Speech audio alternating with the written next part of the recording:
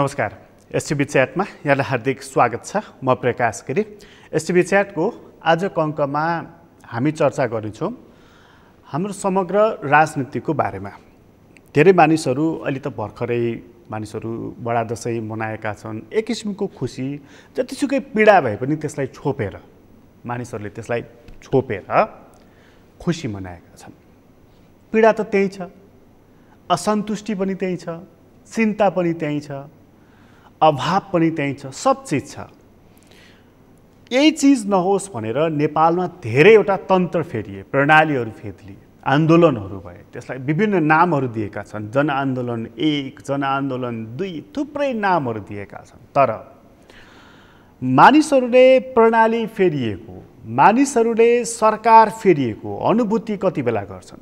काठमाडौँको नागढुङ्गाबाट बाहिर जाँदै गर्दा जब जोल्ठिङमा गाडी पर्छ त्यसपछि सरकार सम्झन्छन्।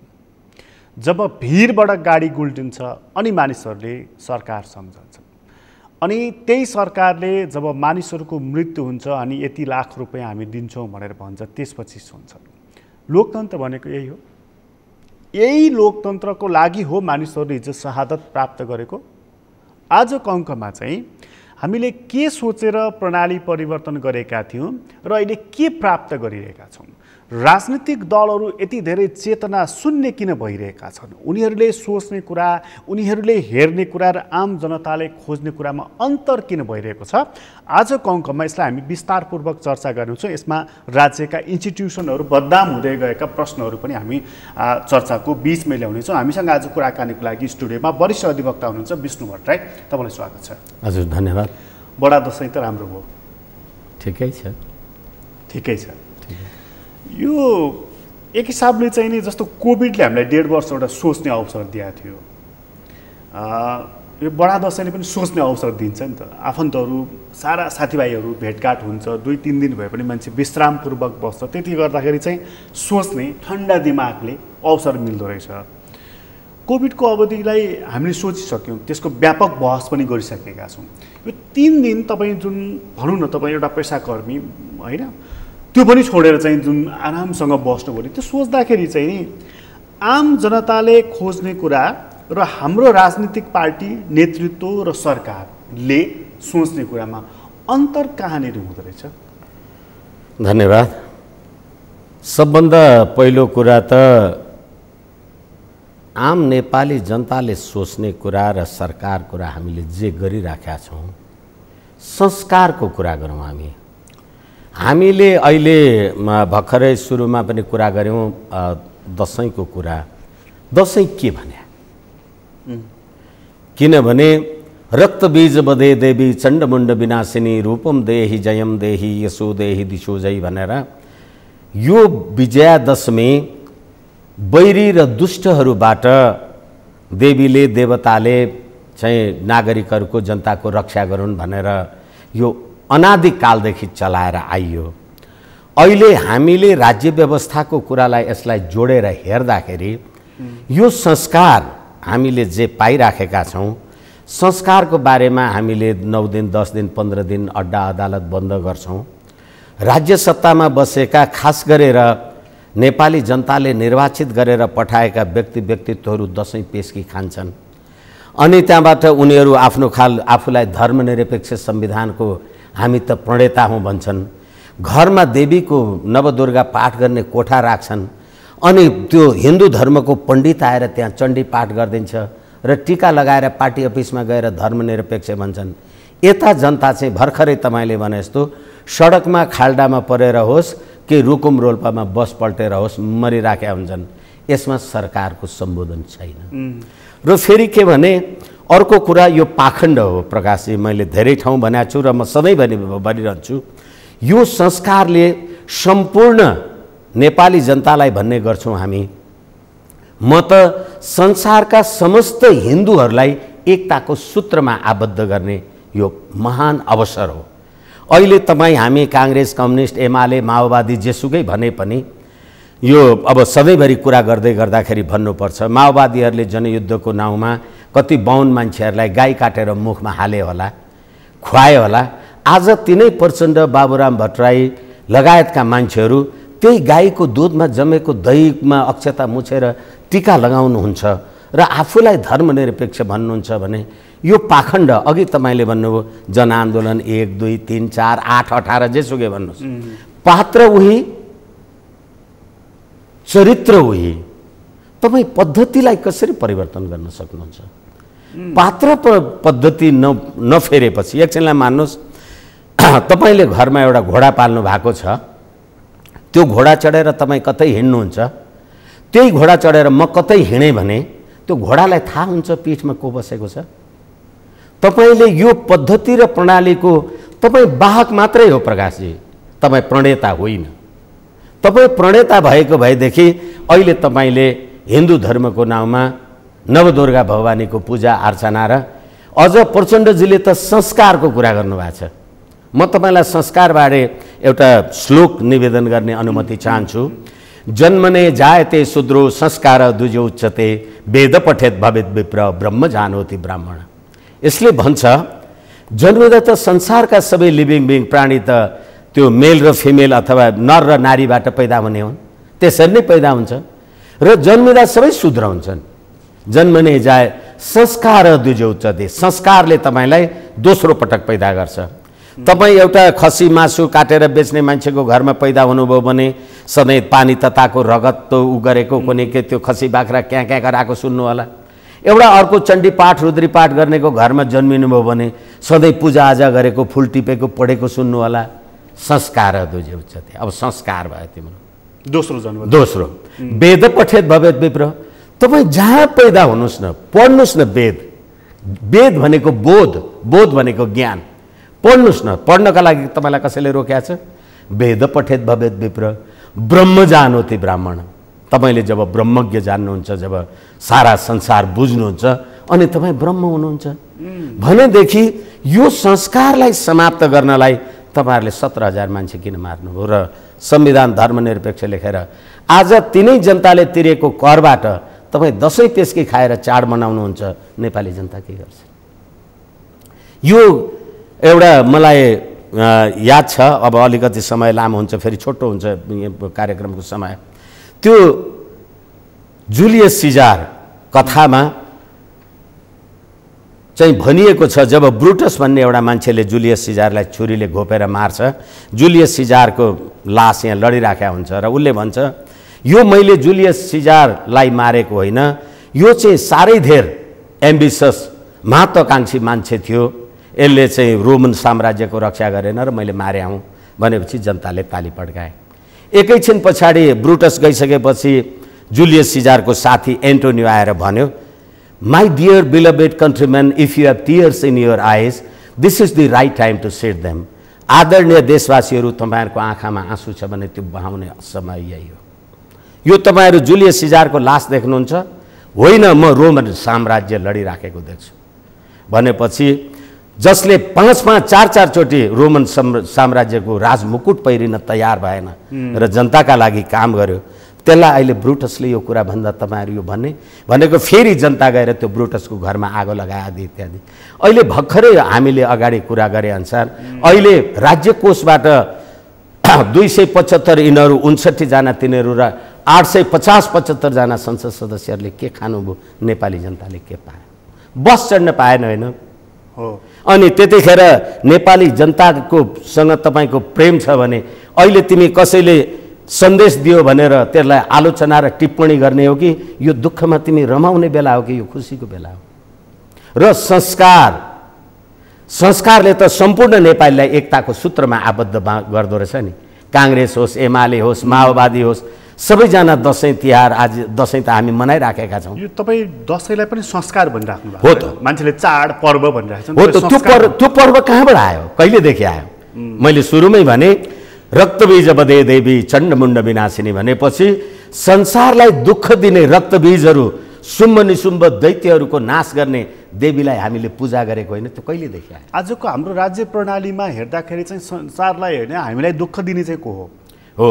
अहिले 17,000 नेपाली जनता जे नाउँबाट मारिए र ठिक छ, आन्दोलन त कुखुरा बाख्रा मारेर त हुँदैन, मान्छे मारेर आन्दोलन हुने हो।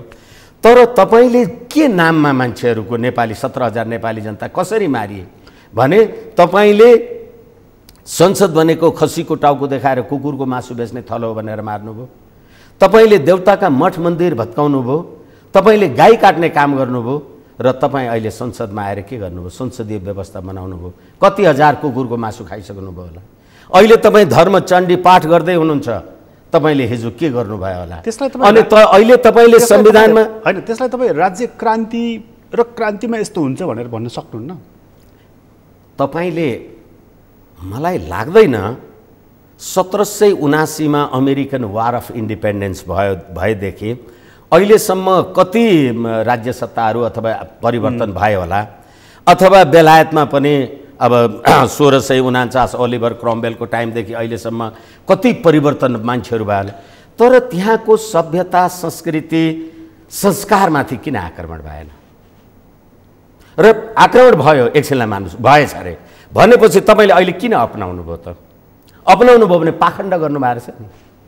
तपाईँ हिजो गाई काट्नुहुन्थ्यो, अहिले गाई राष्ट्रिय जनावर भनेर संविधानमा लेख्नु भने कसले लेख्या? तपाईँ लेख्या होइन। यस कारणले गर्दाखेरि तपाईँसँग जब संस्कार भएन भने, कहिलेकाहीँ हामी भन्ने गर्छौँ बच्चालाई मोबाइल खेलाउन दियो र मोबाइल बिग्रियो भने त नयाँ किनौला बनाउला, बच्चै बिग्रियो भने त नयाँ कहाँबाट ल्याउनुहुन्छ? यी सबै बिग्रिएका बच्चा, यी अहिलेका पात्र प्रवृत्ति र प्रणाली। फेरि पनि म तपाईँलाई भन्छु, यो प्रणालीको तपाईँ प्रणेता होइन, तपाईँ वाहक। किनभने तपाईँले दिल्लीमा 12 बुँदे समझदारी गरेर आउनुभयो। ए प्रणेता चाहिँ दिल्लीलाई मान्नु हो। किनभने अनि सडकमा निस्केका ती मानिसहरू, सडकमा ती निस्केका मानिसहरू होइन हामीलाई योभन्दा बढी सुख हुन्छ आदि इत्यादि हुन्छ भनेर कोनी के भनेको थिए। कहिलेकाहीँ त्यो जादुगरले त्यो त्यो त्यो ढुङ्गो समातेर नि पैसा जस्तो देखाइदिन्छ नि, यो त नोटै रहेछ भनेर भन्ने बुझे जस्तो। जनताले सुगम अपेक्षाका साथ जनताले के नेपालको राष्ट्रियता, राष्ट्रिय एकता, स्वाधीनता, सम्प्रभुता, अखण्डताको बारेमा चुनौती आओस् भनेर ढुङ्गा हानेका थिए। नेपाली जनताले गणतन्त्रको पक्षमा ढुङ्गा हानेका थिए।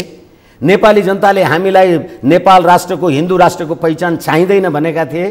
नेपाली जनताले रोटी र बेटीको नाउँमा तपाईँले नागरिकता बेचकसँग बाँड्नुहोस् भनेर ढुङ्गा हानेका थिए।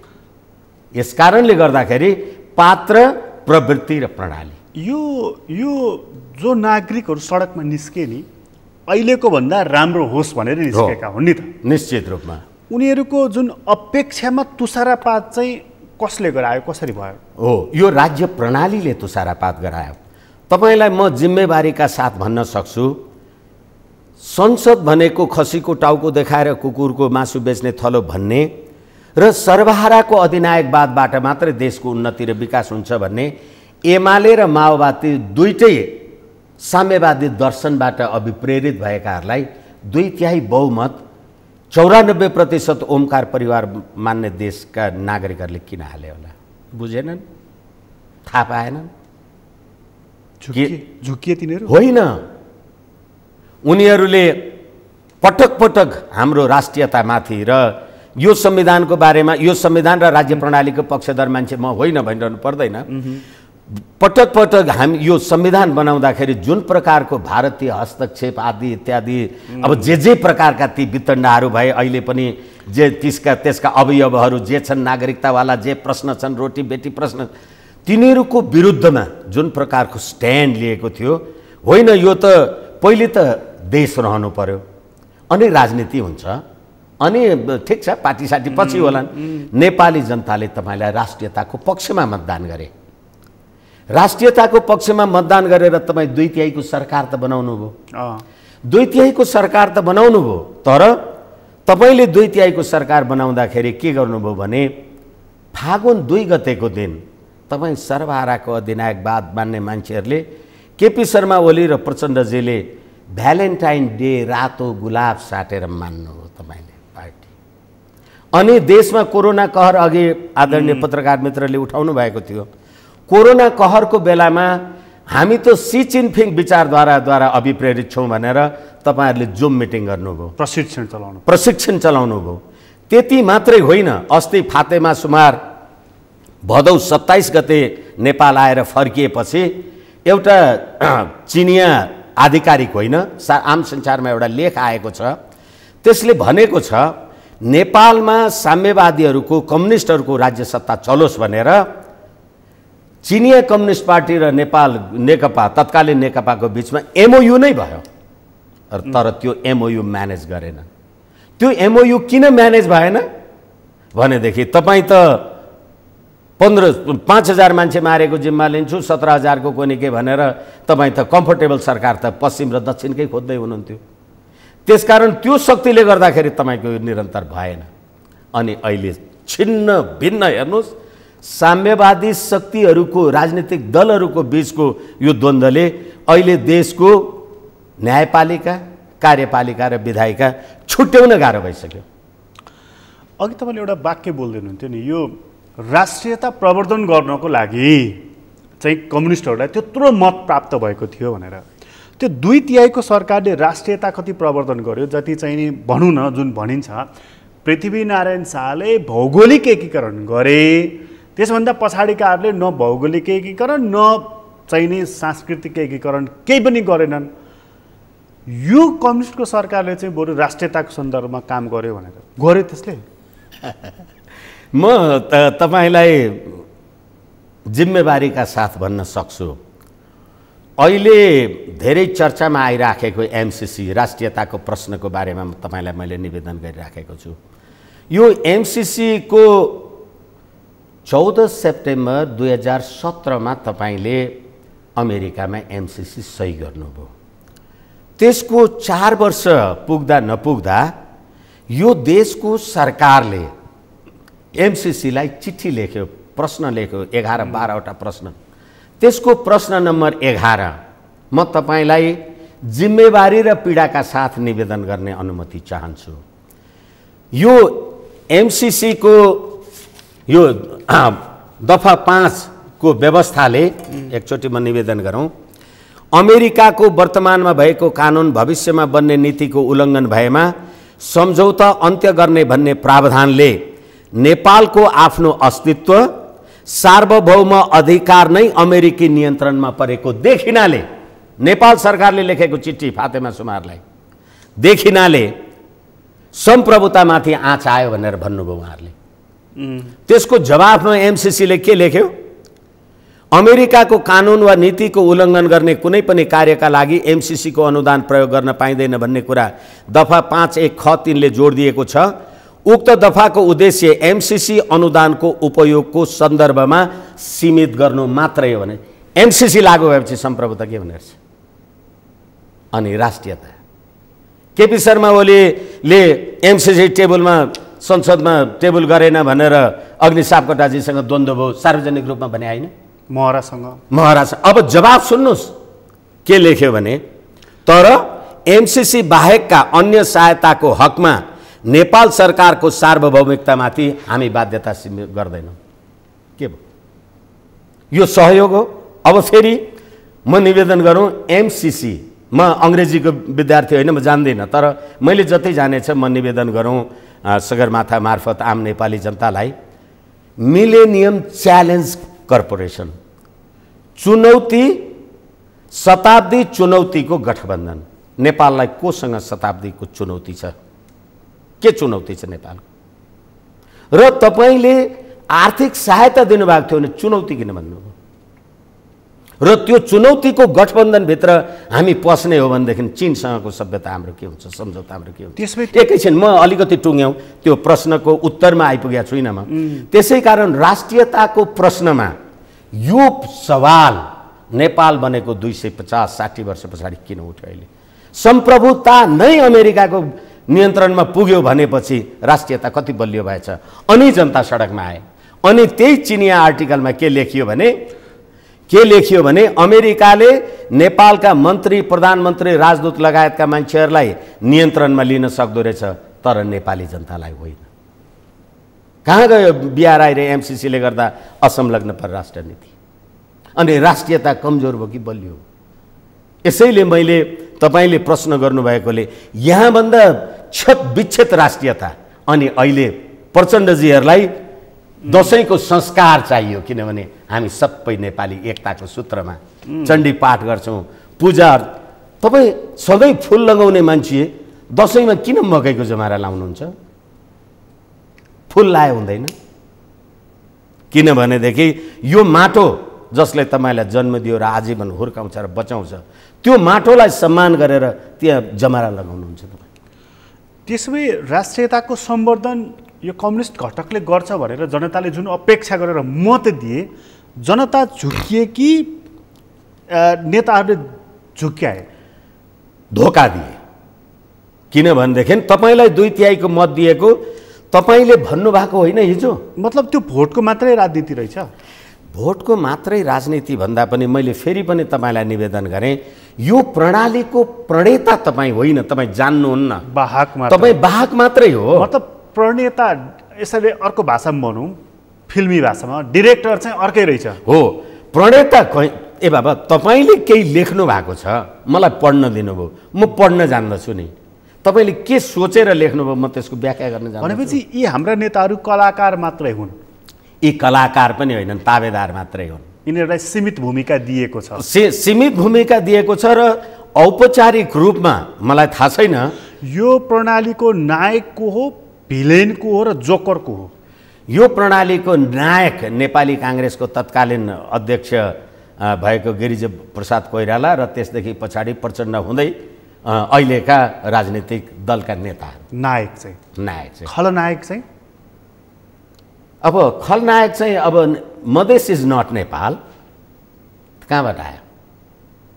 त्यहीँबाट आयो। खलनायक त्यहीँबाट सुरु भयो। जसले नायक पैदा गर्यो उसैले खलनायक पैदा गर्यो। किनभने खलनायक बिना त नायकको त फिल्म हुँदैन नि। फिल्ममा त जोकर पनि चाहिन्छ नि। हो, त्यसकारणले गर्दाखेरि अब जोकरहरू कहिलेकाहीँ राष्ट्रियताका कुरा गर्ने गर्छन्। हामी सबभन्दा ठुलो राष्ट्रवादी भन्छन्, तर पुस 5 गते प्रतिनिधि सभा विघटन गर्दाखेरि त्यतिखेर पुष्पकमल दाहालजीले हामीले प्रजातन्त्रको लागि यत्रो सङ्घर्ष गऱ्यौँ, हामीलाई संसार प्रजातान्त्रिक संसारले हेरेन भन्नु, माओवादीको नाउँमा 17,000 मान्छे मार्नुभयो, प्रतिनिधि सभा विघटन गर्दा तपाईँलाई युरोप अमेरिका भारतले हेरिदिनु पर्यो। यही रियालिटी होइन र प्रकाशजी? प्रजातन्त्र बिना चाहिँ लोकतन्त्र, राज संस्था बिना प्रजातन्त्र चाहिँ सम्वर्धन हुँदैन भन्ने अस्ति पूर्व राजाको वक्तव्य आयो। हामी कुरा गर्दै गर्दै गर्दै गर्दै चाहिँ यो लोकतन्त्र कति टिकाउँछ भन्ने ठाउँमा आइपुगेका छौँ। अब ठ्याक्कै मिल्ने पात्र पूर्व राजाको आयो। यो वक्तव्यको आशय के बुझ्नुभयो तपाईँले? पहिलो कुरा त पूर्व राजा भन्ने शब्दसँगै मेरो आपत्ति छ। राजा पूर्व हुँदैन। जस्तै अहिले पूर्व प्रधानमन्त्री केपी शर्मा ओलीजी हो, वर्तमान प्रधानमन्त्री शेरबहादुर देउवाजी हुनुहुन्छ। ज्ञानेन्द्र पूर्व राजा हुन् भने वर्तमान राजाको हो। यसैले मैले चाहिँ सधैँ आम सञ्चारमा साथीहरूलाई निवेदन गर्ने गरेको छु, गद्दीहीन राजा, अहिले सत्ताच्युत राजा, गद्दीहीन राजा भन्न सक्छौँ हामी, तर पूर्व राजा भन्न सक्दैनौँ हामी। त्यसको भित्र चाहिँ अलिकति माया पलाएको देखियो तपाईँको? होइन, माया भन्दा पनि नि पद पूर्व हुँदैन नि, पदको त निरन्तरता रहिरहन्छ। केपी ओलीजी जानुभयो, शेरबहादुर अथवा प्रचण्डजी अथवा बाबुराम अथवा तपाईँको त्यो तर्कसँग चाहिँ म सहमत छु। जस्तो अमेरिकामा प्रेसिडेन्ट होइन ओबामा अहिले पनि भन्छन्, तर हाम्रोमा चाहिँ पूर्व लाउने चलन छ नि त। पूर्व होइन, हामी त के भन्छौँ। तपाईँ पूर्व न्यायाधीश, पूर्व प्रधान न्यायाधीशहरू 5-5 जना भएर सर्वोच्च अदालतले प्रतिनिधि सभा विघटनको मुद्दामा यस्तो फैसला गर्नुपर्छ भनेर भन्छन् संसारमा। यही देशमा पछिल्लो पटक असार 28 गतेको फैसला हुँदाखेरि यही देशको अखबारहरूले लेखेनन्, यो त फल्नाले ड्राफ्ट गरेको थियो, प्रधान न्यायाधीशले त 2 दिन अगाडि मात्रै हेऱ्यो भने तपाईँलाई चाहिँ ल्याएर 15 दिन अगाडि देखाएको थियो क्या। अब यो कुरा गयो भने फेरि डिबेट भइएला। अब यही राजावाला यसमा हामी कुरा गरौँ। अहिले नेपाल राष्ट्रको राष्ट्रिय एकता, अखण्डता, स्वाधीनता, सम्प्रभुसत्ता, यो संविधानको धारा 5 म तपाईँलाई निवेदन गर्दैछु। नेपालको एकता, अखण्डता, स्वाधीनता, सम्प्रभुसत्ता, राष्ट्रिय एकता, भौगोलिक एकताको विरुद्धमा त्यसको रक्षा गर्नु राष्ट्रिय हित हो। त्यसको विरुद्ध गयो भनेदेखि त्यो फौजदारी कानुन बमोजिम कसुर हुन्छ भनेर भनेपछि अस्ति भदौ 18 गते फातेमा सुमार नेपाल आउनुभन्दा अगाडि एमसीसीको विरुद्धमा आम सञ्चार राजनीतिक कर्मी अभियन्ताहरूले कुनै के गरे भनेर प्रेस समेतलाई यो सरकारले थ्रेट गरेर त्यसको बारेमा नबोल्नु भनेर विज्ञप्ति निकालेन। अनि त्यो राष्ट्रहित हो कि राष्ट्रघात हो? अघि मैले दफा 11 निवेदन गरेँ भने राष्ट्रघात गर्ने सिंहदरबारमा बस्छ, राष्ट्रहित गर्ने सडकमा बस्छ। अनि अहिले राजा ज्ञानेन्द्रले ठिक छ विचार र अभिव्यक्तिको लागि राज संस्थाले कहिले कसैलाई इन्कार गरेन भने नारायणमान बिजुक्छे जस्ता मान्छेहरू अथवा मोहन वैद्य जस्ता मान्छेहरू अहिले कम्बोडियाको जस्तो राज संस्थाको बारेमा किन कुरा गर्न थालेका छन्? तपाईँलाई यसमै कैफियत लाग्दैन? हरेक बादलमा चाँदीको घेरा हुन्छ। यही अभिव्यक्तिमा कैफियत मैले भनेको कारण चाहिँ नि माओवादी भित्रको पनि एकदम उग्र र एकदमै जडसूत्रवादी भनेर त मोहन वैद्य भन्छन् नि होइन, प्रचण्डजी भनिराख्नु भएको छ। उहाँ आफैलाई पनि तपाईँले जडसूत्रवादी भन्दा नि अलिकति म चाहिँ त्यो सौन्दर्य शास्त्र र मार्क्सवादको चाहिँ जस्ताको तस्तै पालना हुनुपर्छ भन्ने मान्छे हो भनेर उहाँ भनिराख्ने मान्छे हो। अनि त्यो मान्छेले आज जब राजा छैनन् अनि सहकार्य गरौँ भन्छ भने त्यहाँ तपाईँलाई कैफियत लाग्दैन? अब अर्को कुरा म तपाईँलाई भनौँ, मोहन वैद्यजीलाई त प्रचण्डको गुरु पनि भन्दा रहेछन्। अब यसमा पनि हामी कुरा गरौँला समय रह्यो भने। पुस 16 गते राष्ट्रिय मेलमिलाप दिवस नेपाली काङ्ग्रेसले मनाउने गर्छ। एउटा नेपाली काङ्ग्रेसको यो राष्ट्रिय मेलमिलाप दिवसको अवसरमा उहाँले गल्ती गरेर बोलाउनु भयो कि ठिक गरेर बोलाउनु भयो मलाई थाहा छैन, झुकिएर होला बोलाउनु भयो। अनि म गएँ, मलाई बोल्न दिनुभएको थियो। अनि तपाईँहरूलाई यो राष्ट्रिय मेलमिलाप दिवस मनाउनलाई लाज लाग्दैन भने मैले आम रूपमा भने, मैले भाषणमा भनेको कुरा। अनि त्यहाँबाट सबैजनाले उ गर्ने। त मेरो जिज्ञासा, मेरो कुरा हेर्नुहोस्, तपाईँ जब राजा बिपी कोइरालाले भने राजाको घाँटी तल मेरो घाँटी माथि अनि पहिले म सिद्धिएपछि मात्रै राज संस्था सिद्धिन्छ भन्दा राज संस्था सिद्ध्याउने काम त नेपाली काङ्ग्रेसले गर्यो नि। अनि जब नेपाली काङ्ग्रेसले राज संस्था राजै छैन भने अब मेलमिलाप कोसँग गर्नुहुन्छ? मेलमिलापको राष्ट्रिय मेलमिलापको औचित्य बाँकी छ भने राजतन्त्र कायम गर्नुहोस्, बाँकी छैन भने यो पाखण्ड छोडिदिनुहोस्। मेलमिलाप सेलमिलाप छोडिदिनुहोस्। किन होइन? मेलमिलाप कोसँग त? आज त्यो बिपीको विचारमा काङ्ग्रेस छैन। एकैछिन मैले यो कुरा किन जोडेँ भने अहिले तपाईँले मोहन वैद्य किरणजीलाई गुरु मान्नुभयो, प्रचण्डजीले मान्नुभयो र तपाईँले भने जस्तो यो तपाईँलाई अन्यथा धारणाले हेर्नुहुन्न भनेर भने जस्तै आज प्रचण्डजीले यो संविधान आएको अथवा उहाँ गणतन्त्र घोषणा भएको 13 वर्ष पछाडि भदौ 31 गते के भन्नुभयो? यो संविधान प्रतिक्रियावादी संविधान हो, हामीले संविधान सभामा नोट अफ डिसेन्ट लेखेको छौँ, हामी संसदीय व्यवस्थाको पक्षधर होइन भन्नुभयो। संविधान सभामा त राज संस्थावादी थिए, गणतन्त्रको संविधान होइन, उनीहरूले पनि नोट अफ डिसेन्ट लेखे। मधेसवादीहरूले के गरे अब त्यो भन्नै परेन। बिपीको नेपाली काङ्ग्रेस त अब संवैधानिक राज संस्था थियो। यो संविधान कसले बनाएछ? मैले यो कुरा किन जोडेँ भने दो लेट देन नेभर। अहिले मोहन वैद्य किरणजीले पहिले राष्ट्र रह्यो भने राजनीति गरौँला, संवैधानिक राज संस्था बिनाको त राष्ट्रै नरहने रहेछ भनेपछि राजा आएर के फरक भएको थियो त? हामी कम्युनिस्ट नेतै थियौँ। यो इमान्दारीपूर्वक अभिव्यक्ति हो कि होइन म अझै जान्छु। हो, यसैले ठिकै छ, यो बेइमानीपूर्वकै अभिव्यक्ति होला। एकछिनलाई मान्नुहोस्, बेइमानीपूर्वकै होला, तर राष्ट्रिय एकताको प्रतीकको रूपमा अहिले जस्तो भन्नुहोस् न। यो अघिकै प्रश्नमा आउँ कि होइन? ठिकै छ, यसैमा र यसैलाई भनौँ न, अहिले हामीले 62-63 उहाँहरूले आन्दोलन गर्दाखेरि त्यो प्रतिनिधि सभा घोषणा 2063 को दफा 4 प्रकाशजी म निवेदन गर्दैछु। त्यसको प्रस्तावनामा के लेखियो भने जनआन्दोलनमा राजाको समेत समर्थन रहेर यो प्रतिनिधि सभा पुनर्स्थापित भयो आदि इत्यादि जे होस्। अब अहिले सम्मानित सर्वोच्च अदालतले परमादेशले सरकार बनायो अनि सम्मानित सर्वोच्च अदालतले दल त्याग गरेको कानुन पनि लाग्दैन भनेर विधायिकाको प्रतिनिधि सभाको काम पनि गर्यो। 76.5 लाई मात्रै भन्यो। तपाईले दल त्याग सम्बन्धी ऐन प्रधानमन्त्री बनाउने प्रयोजनको लागि नलगाउनु भन्ने को तपाई? दल त्याग ऐन साउनमा नलगाउनु भदौमा लगाउनु भन्न पाइन्छ? त्यस्तो हुन्छ ऐन कहीं? त्यो इन्डिभिजुअल चाहिँ क्यान्डिडेट र त्यो प्रधानमन्त्री हुने प्रक्रिया भरको लागि मात्रै भन्यो उसले। प्रधानमन्त्री हुने अब फेरि प्रक्रिया कुरा गर्दा त हाम्रो कुरै टुङ्गिँदैन। संसारमा राष्ट्रपतिले हेड अफ द स्टेटले बाहेक अरूले प्रधानमन्त्री बनाउँछ? अझै अर्को कुरा गर्ने हो भने 76(5) को कुरा गर्नुभयो नि तपाईँले, कुनै सदस्य भनेको छ यो सर्वोच्च अदालत, लज्जा छैन? हामी वकिलहरू, हामीलाई लाज छैन?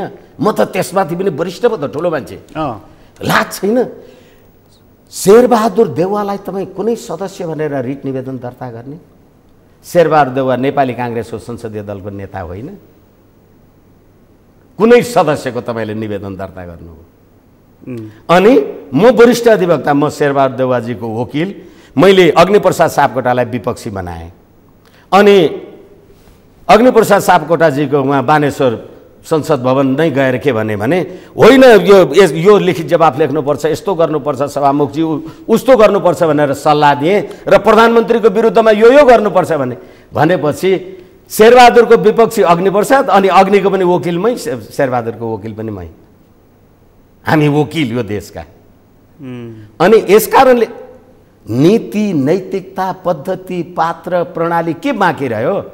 अहिले हिजो तपाईले संविधानको धारा 137 मा प्रधान न्यायाधीशको नेतृत्वमा संवैधानिक इजलास भन्नुभयो।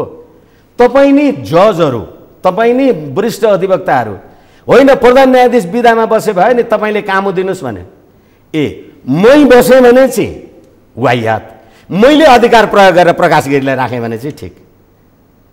तँ आइछस्, दुध लिन आइछस्, ढुङ्ग्रो रित्तो लिएर जा, तेरो गोठालो पठा, दुध भरि दिएर पठाउँछु। यही होइन अदालत, यही राज्य प्रणालीले गरेको होइन। अनि राजाले राज संस्थासँग प्रजातन्त्र सँगसँगै जान सक्छ भन्यो भने बाबुराम भट्टराईलाई मात्रै टाउको दुख्नुपर्छ। अनि टीका चाहिँ आयु द्रोण सुते भन्दै श्रेयम दशरथे शत्रुक्षयम, श्रेयम दशरथे, दशरथ राजा होइन, दशरथ राजाको जस्तो श्रेय खोज्ने बाबुराम, अनि शत्रुक्षयम राघवे, रावणलाई वध गरे जस्तो, रामचन्द्र जस्तो हुने, राजाको आशीर्वाद चाहिँ लिने, अनि त्यहाँबाट राजाले दशैंमा अभिव्यक्ति दियो भनेर आपत्ति गर्ने। यो प्रणाली कुनै समय त तिनै बाबुरामले कल्चरल किङको पनि कुरा गरेका थिए नि, त्यो किन भुल्नुहुन्छ? होइन, अरूले मान्दैनन् त उनको के दोष? होइन, कुनै समय उनले पृथ्वीनारायण शाहलाई चाहिँ नि एउटा विभूति मानौँ है, खास कालखण्डको भनेर भनिराखेका छन् त। हो, पृथ्वीनारायण शाहलाई विभूति मानेका छन् भने अलिकति फेरि समयकै गाह्रो हुन्छ। सयौं थुङ्गा फुलका एउटै माला हामी नेपाली, सार्वभौम भई फैलिएका मेची महाकाली भनेर राष्ट्रिय गान बनाउनु भयो। नेपालीहरू सार्वभौम 62-63 पछि भएको, कहिलेदेखि भएको? एक।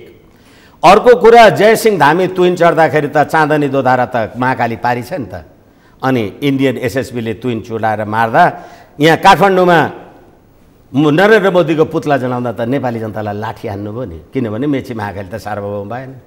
एउटै माला हामी नेपाली, हामी त पुस 27 गतेको दिन माला पृथ्वीनारायण शाहकोमा चढाउन गयौँ नि, तिमीले त लाठी हानेर खेद्यौ। भनेपछि बाबुरामजीको बोलीमा तपाईँलाई मानिसलाई बौलाउने पनि स्वतन्त्रता हुन्छ। म खुस के अरे, के गर्नुहुन्छ? कहिले के भन्छु, कहिले कता भन्छु, कहिले कसो भन्छु।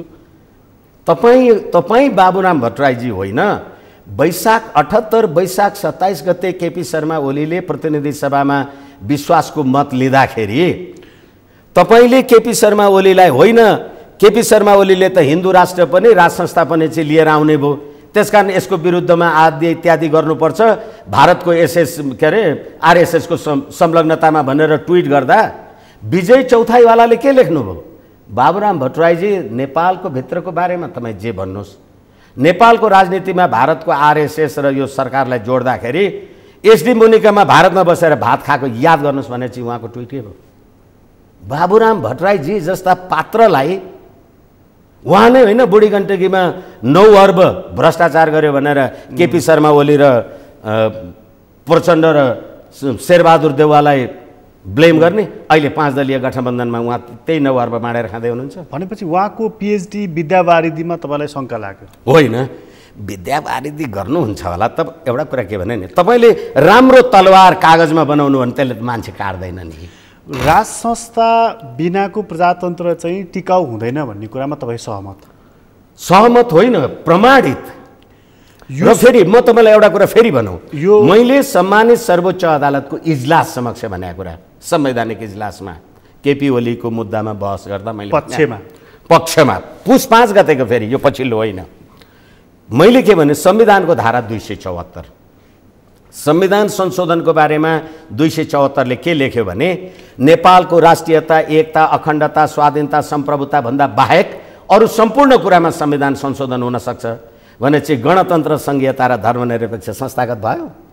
अहिलेसम्म भएको छ, चुनौतीका साथ भन्छु म। कहाँ बोल्ने, त्यहीँ गरेर बोलौँ। यो संविधानमा र यो संविधान अन्तर्गत रहेर त्यो सबै धाराहरू तपाईँले सर्लक्क कण्ठ छ तपाईँलाई, राजा आउने राज संस्था फर्कने कुनै धारा छ? अहिले मैले तपाईँलाई 274 भनेन, तपाईँ चुनावमा जानुभयो, म गणतन्त्रवादी हुँ मलाई भोट दे भन्नुभयो, म चुनावमा गएँ मलाई राज संस्थावादी हुँ मलाई भोट दे भने मागे त कमल थापाले।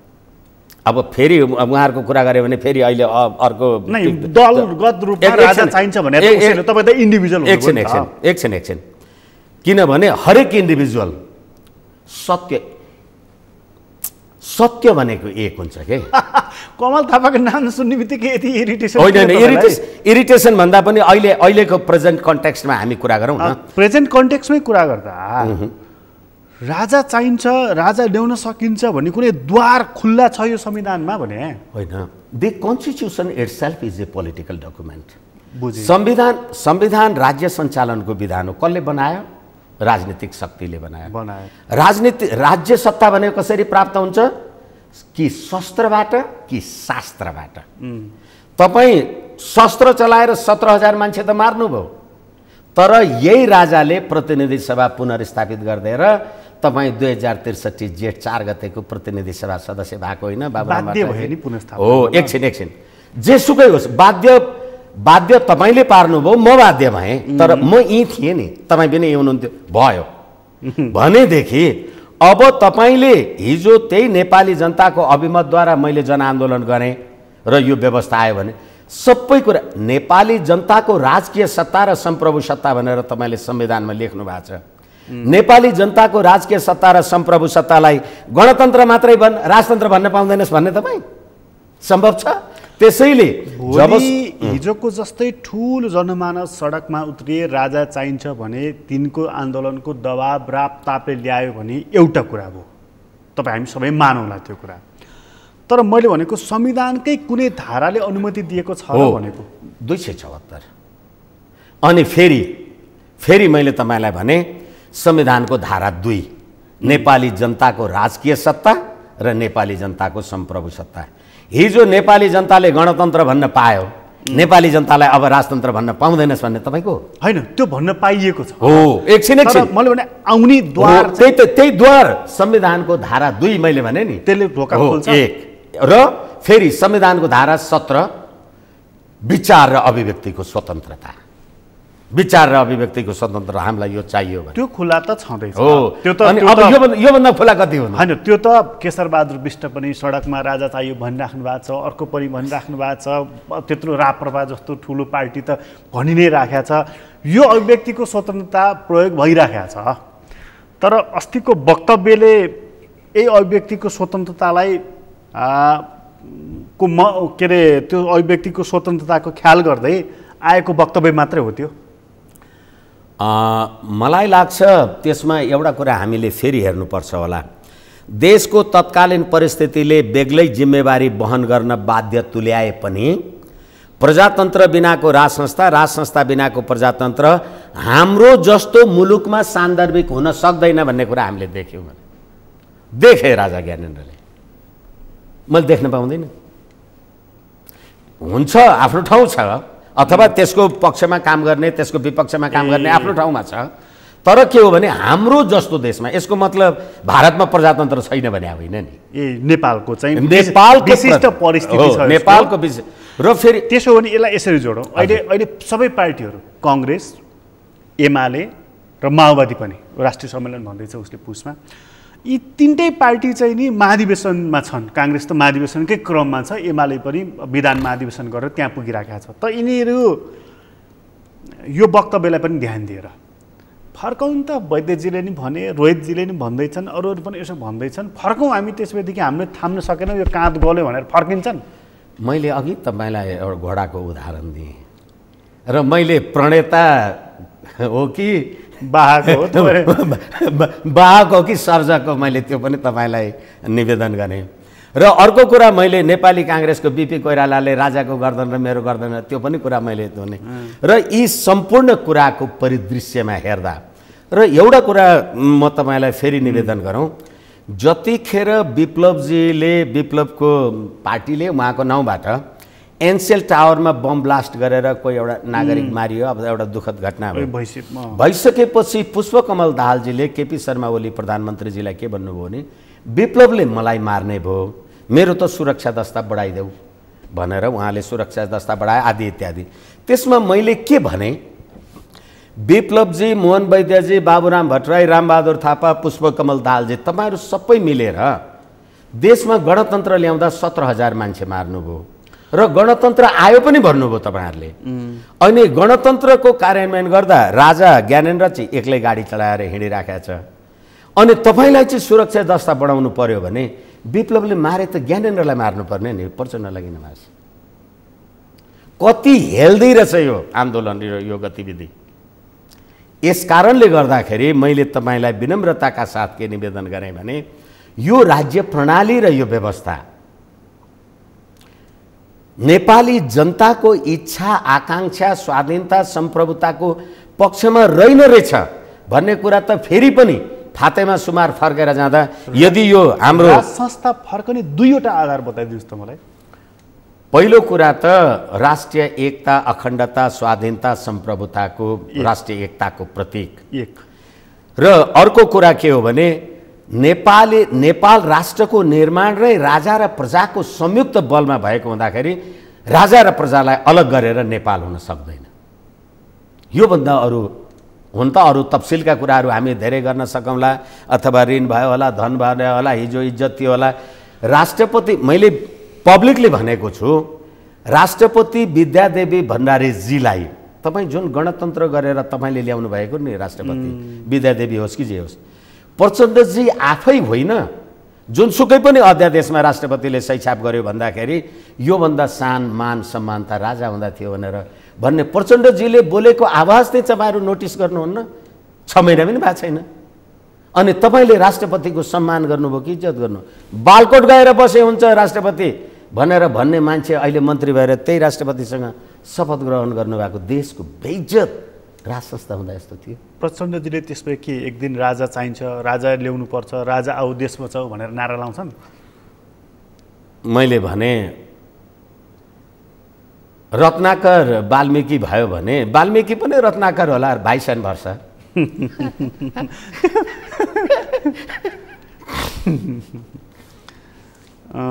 त्यो एउटा तपाईँले त्यतिसम्म चाहिँ पोजिटिभ आशा गर्नु भएको छ होइन? होइन, आशा होइन, यो वाञ्छनीयता हो। यो मैले चाहिँ यो एउटा नाराको अर्थ बुझिराखेको छैन। यो राजा आऊ देश बचाऊ भनेर चाहिँ मैले बुझिराखेको छैन। होइन, अब फेरि पनि हामी त्यही अभिव्यक्ति स्वतन्त्रतामा पुग्छौँ।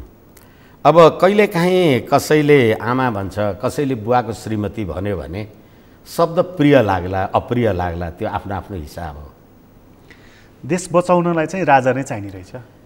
देशको राष्ट्रिय एकता, अखण्डता, स्वाधीनता, सम्प्रभुसत्ता र फेरि के हो भने अहिले राष्ट्रपतिको बारेमा जुन प्रकारको हामीले अथवा जे देखिराखेका छौँ, राज संस्था हुँदाखेरि यस्तो कुरा किन भएन?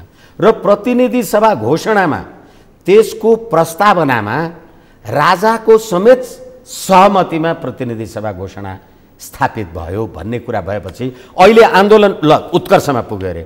गणतन्त्र सिद्धियो, अब राजतन्त्र आउँछ भनेर कसले बोल्दिने? हिजो त राजा थियो, उसले ल भइहाल्यो जनआन्दोलन यसो गरौँ भने कसले बोल्दिने पारिबाट? यो तपाईँको अहिलेको शब्द सापटी दिएँ मैले, गद्दीबाट च्युत भएको राज संस्थालाई फेरि ल्याइदिनको लागि ल्याइदिने चाहिँ कसले? त्यही भारतले, त्यही चीनले होइन। त्यसैले मैले तपाईँलाई भने हिजो हामीले त्यस्तो एउटा सिम्बोलिक शक्ति राखेर छौँ जसले नेपाली जनताको आवाजलाई सम्बोधन गर्यो। हालाकि भित्रमा अरू 12 बुँदे समझदारी धेरै पार्टहरू हुन्। त्यसै कारणले गर्दाखेरि अब होला अहिले नारायण मान बिजुक्सेजीहरू पनि जे भन्न लाग्नु भएको छ, कम्बोडियाको नरोदम सियानोकोवाला कुरा भन्नुभएको छ। कहिलेकाहीँ यो 47 को संविधान भनेर पनि भन्छन् नि हाम्रा एक थरी राजावादी साथीहरू। मैले भन्छु म पोहोर 68 वर्षको थिएँ, अहिले 69 वर्षको भएँ भनेपछि 68 वर्षको विष्णु भट्टराईले भन्यो भने आउँछ? आउँदैन नि। अथवा 50 वर्षकै ले भन्यो भने आउँछ? त्यसैले सम्बन्धमा होइन सिद्धान्तमा जानु पर्यो। सिद्धान्त के को लागि? राष्ट्रिय एकता र अखण्डता स्वाधीनताको लागि। यसै कारणले गर्दा राष्ट्रपतिलाई निन्दा गर्ने गणतन्त्र कस्तो लिएर आएछु भनेर प्रचण्डजीहरूलाई कति पीडा भयो होला। त्यो राज संस्थावादीहरूलाई त फाइदै भयो नि त। गणतन्त्रको प्रतीक राष्ट्रपति बदनाम, यो राज संस्था कार्यपालिका, व्यवस्थापिका, अहिले त न्यायपालिका पनि जोडेर आयो। यी सबै चिज बदनाम र घृणाका पात्रहरू जो बनिरहेका छन् देख्यौ, त्यसकारण गणतन्त्र फाप्दैन भने हामीले भन्नु तपाईँहरूलाई त मस्त आयो। होइन, एकैछिन तपाईँहरूले क्षमा चाहौँ शब्दको लागि, आत्मरतिको लागि हो कि अथवा हामीलाई इरिटेट गर्नको लागि यो कुरा भन्ने गर्नुहुन्छ? राज संस्थावादीले मुलुकको लागि भनेको कुरा हो। म खुसी हुनु र रिसाउनु पर्ने कारणै छैन। साँच्चीकै मुलुकको लागि त्यो एउटा त्यो दरबार ल्याएर राख्नु पाएदेखि एकैछिन। अब त्यसैले अघि त्यो प्रवृत्ति पनि थियो नि त। दरबारको वरिपरि बसेर माराधिरा सरकार कि जय भन्दै त्यसबाट चाहिँ नि जय नेपाल गर्नेहरू नि मस्ती थिए नि। हो त्यसैले गर्दाखेरि अब एकछिनलाई मानौँ न, तपाईँ र म कहीँ एउटा मोटर चढेर कहीँ गयौँ एउटा कुनै काममा, काम भएन भने त्यो मोटरमा चढेको पेट्रोल, त्यो डढेको पेट्रोल त फर्किँदैन नि, त्यो त जान्छ। हो, अब पेट्रोलहरू डढ्यो होला। त्यसो भए यो गणतन्त्र टिक्ने चाहिँ तपाईँले देखिराख्नु भएको छैन? देखिराखेको मात्रै होइन, यो गणतन्त्र टिकेकै होइन। मैले संविधानको धारा 274 भने 15 वर्ष त चलिराखेको छ नि। 15 वर्ष तपाईँले संविधान सभाद्वारा बनाएको संविधानको बारेमा प्रचण्डजी लगायतको टिप्पणी मैले तपाईँलाई निवेदन गरेँ। बिग्रेला कि भनेर चाहिँ उहाँले सचेत गराएको तहमा किन? अनि होइन, उहाँ आफैले राष्ट्रपतिभन्दा राजा सम्मानजनक थियो, देशको इज्जत थियो भन्नुभएको कुरालाई मैले तपाईँको ध्यान आकर्षण गरेँ। र अर्को कुरा के हो भनेदेखि तपाईँहरूले संविधान बनाउँदा संविधान सभाभित्र के गर्नुभएको थियो अहिले उकल्दै हुनुहुन्छ। अझै अर्को कुरा मैले तपाईँलाई भने, यो संविधानको कार्यान्वयन त 2074 मङ्सिर 10 गते प्रतिनिधि सभाको निर्वाचन भएपछि बल्ल सुरु भयो। त्योभन्दा अगाडि हामी सङ्क्रमणकालीन अवस्थामा थियौँ। त्यो संविधान अन्तर्गत 2/3 सर्वहाराको अधिनायकवादवाला सरकार आएको के भयो अहिले सडकमा? मलाई अन्त्यमा चाहिँ एउटा कुरा बताइदिनुहोस्। जब पुसको 5 गते प्रतिनिधि सभा विघटन गर्नुभयो तत्कालीन हाम्रो प्रधानमन्त्री केपी शर्मा ओलीज्यूले, त्यसपछि यो चाहिँ कोर्टभित्र राखेर भन्छु, हजुर, राजावादी भनिएका तपाईँहरूले चाहिँ वकालत गर्नुभयो। बुझेँ। तपाईँलाई लागेको थियो कि केपी ओलीले संसद विघटन गर्नुभयो, त्यसपछि चुनावको घोषणा गर्नुभयो, विघटन हुन्छ, चुनाव हुँदैन, त्यही अलमलमा राजा ल्याउन पाइन्छ, यिनलाई सहयोग गरौँ, सहयोग गरे जस्तो गरेर उचालौँ भनेर हो तपाईँहरूले त्यति बेला चाहिँ नि लाइन लामबद्ध भएर मलाई सहयोग गरेको? यो तपाईँहरू कस्तो राम्रो प्रश्न गर्नुहुन्छ कहिलेकाहीँ भने नि। यो केपी शर्मा ओलीजीले प्रतिनिधि सभा विघटन गर्दा उहाँले संवैधानिक परिषद, जसमा सभामुख अथवा प्रमुख प्रतिपक्षी दलको नेता, सभामुख लगायतका सदस्यहरू हुन्छन्, न्यायाधीश, प्रधान न्यायाधीश समेत हुन्छ, त्यसले काम गर्न सकेन। किनभने बैठक बोलाउँदा उहाँहरू नआउने, 6 जना नभइकन संवैधानिक पदमा नियुक्ति नगर्ने, अध्यादेश ल्यायो भने नारा जुलुस हुने, अनि संवैधानिक पदहरू चाहिँ पूर्ति भएन भने सरकार असक्षम हुने, 2/3 पनि हुने। भनेपछि संविधान कति डिफेक्टिभ बनाउनु भएको रहेछ तपाईँले। त्यही संविधान अन्तर्गत तपाईँ संवैधानिक परिषदमा प्रधान न्यायाधीश भएर अध्यादेश ल्याउनुहुन्छ। त्यही अध्यादेश अन्तर्गत म संवैधानिक पदमा नियुक्ति भएँ, असंवैधानिक भयो भनेर तपाईँकै इजलासमा बहस गर्न आउँछु। मैले सम्मानित सर्वोच्च अदालतको त्यो संवैधानिक इजलासमा भनेको छु, संवैधानिक परिषद सम्बन्धी हाम्रो संवैधानिक व्यवस्थाले त श्रीमान तपाईँलाई यो प्रधानमन्त्रीको लागि सिफारिस गर्नुभयो, देव गुरुङजी जस्तो संसदीय सुनवाई समितिका संसद सदस्यले तपाईँलाई अनुमोदन गर्नुभयो, आज उहाँ वादी र उहाँ प्रतिवादी भएर तपाईँको इजलासमा मुद्दा आएको छ, सुन्न मिल्छ श्रीमान भनेर मैले भन्दा श्रीमानहरूले केही भन्नुभएको होइन, मैले भने मिल्छ। किन भन्दाखेरि तपाईँले बनाउनै यस्तो भएको छ त अर्को के खोज्नुहुन्छ भने कस्तो नालायक बनाउनु भएछ। एउटा 5 वर्ष कार्यकाल टिकेन यो संविधान। उत्कृष्ट भन्नुहुन्थ्यो होइन, हिजोको उप प्रधानमन्त्री सन्त्री भाकाहरू के कति खानुभयो यो उत्कृष्ट अन्तर्गतको श्राद्ध आज हेर्दै हुनुहुन्छ नि। त्यसैले कहाँ थियो बास अघि म को थिएँ, कसो हुँदा यो पिञ्जरा लिदो भएँ, कहाँ छ जानु कुन साथ लिकन, तँलाई मालम छ कि हो कुरा मन। राष्ट्रको निरन्तरता चाहियो। संविधान त कतिवटा फेरिन्छन् के फरक पर्छ र फेरि तपाईँ राजावादीहरू त खुसी हुनु होला भनेर सोध्नुहुन्छ पत्रकार। ए बाबा, म राजावादी खुसी हुनु र नाखुस हुनुको अर्थ छैन नि।